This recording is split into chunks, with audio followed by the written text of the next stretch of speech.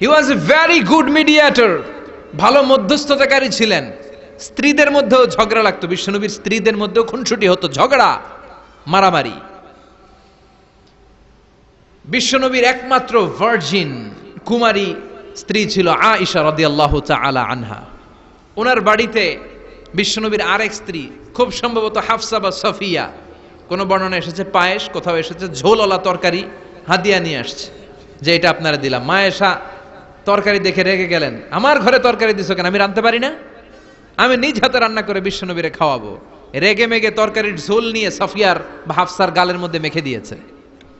হাফসা যে বিশ্বনবীর কাছে বলি, ইয়া রাসূলুল্লাহ, কুমারী বউ তো আদর করছেন বেশি, লাই দিয়া কই তুলছেন দেখেন।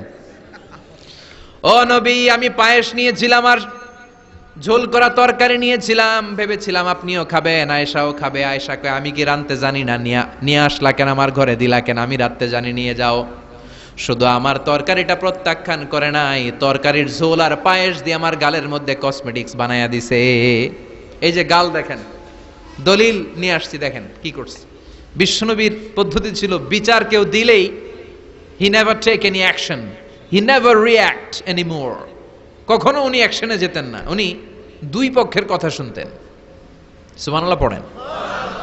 আর আমাদের বিচার করতে গেলে একজনের কথা শুনে আরেকজনের বাস আছে না নাই? বললেন আয়েশারে ডাকো। আয়েশা, এমন করেছো? করেছি। কেন করেছো? বললে, ইয়া রাসূলুল্লাহ, মাথাটা গরম ছিল, নিজেকে সামলাতে পারিনি গো নবী, সামলাতে পারিনি, আমি ভুল করেছি, আমি স্বীকার করলাম, মাফ করে দেন। বিশ্বনবী বললেন, এবার ঠিক আছে, দুজনের কথা আমি শুনেছি, এবার আমার জাজমেন্ট হচ্ছে কিসাস, মানে যেমন করেছো তেমন, গুতা মারলে গুতা, ঘুষি মারলে ঘুষি, আঘাত করলে আঘাত, ঠিক কিনা? হাফসাকে তুমি যেমনি ঝোল মাখিয়ে দিয়েছো, হাফসা তুমিও বাটি থেকে ঝোল নিয়ে আয়েশার গালে পলিশ করে দাও। হাফসাও সুযোগ পাইয়া ঝোল নিয়ে মাইখা দিছে। এবার দুইজনের গালে কসমেটিক্স। বিশ্বনবী মুচকি হাসলেন, আরশের উপর থেকে খুশি হয়ে গেল কে? এটা হচ্ছে বিশ্বনবীর বিচার করার বুদ্ধিমত্তা। হি ওয়াজ এ ভেরি গুড মিডিয়েটর। ঝগড়া লাগলেই, বুখারীতে একটা চ্যাপ্টার আছে, চ্যাপ্টারের নাম হচ্ছে ইযহাবু বিনা নুসলিহ বাইনাহুম। চ্যাপ্টারের নাম আমাকে নিয়ে চলো, আমি মিলাইয়া দিব। চ্যাপ্টারের নাম কি? আমাকে নিয়ে যাও, আমি মিলাইয়া দিয়ে আসবো। কত জায়গায় যে বিশ্বনবী যে মিলাইয়া দিয়ে আসতেন। মক্কা থেকে তিনি যখন মদিনায় এসছেন, মদিনার দুইটা গোত্র ছিল, আউস আর খাজরাজ। এদের এই দুই গোত্রের মধ্যে 100 বছরের মারামারি, 120 বছরের যুদ্ধ, কেউ থামাতে পারে না। থামাতে পারবে কি করে? বাবা যখন মারা যায়, ছেলেরা বলতো, আমারে মারছিল, তোরাও মারবি।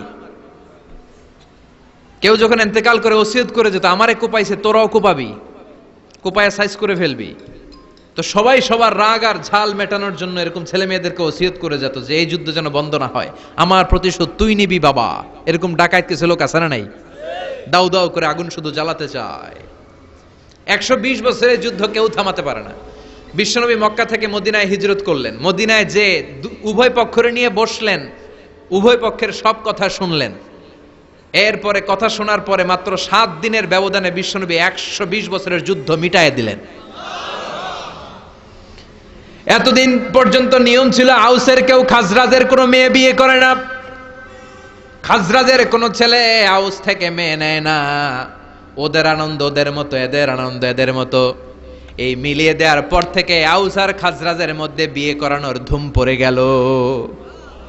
এরা কুরবানির গোশত নিয়ে আউসের এরা খাজরাজের বাড়িতে দিয়ে আসে, খাজরাজের এরা আবার উট জবাই করলে বড় রান দিয়ে আসে আউসের কাছে। সুবহানাল্লাহ পড়েন।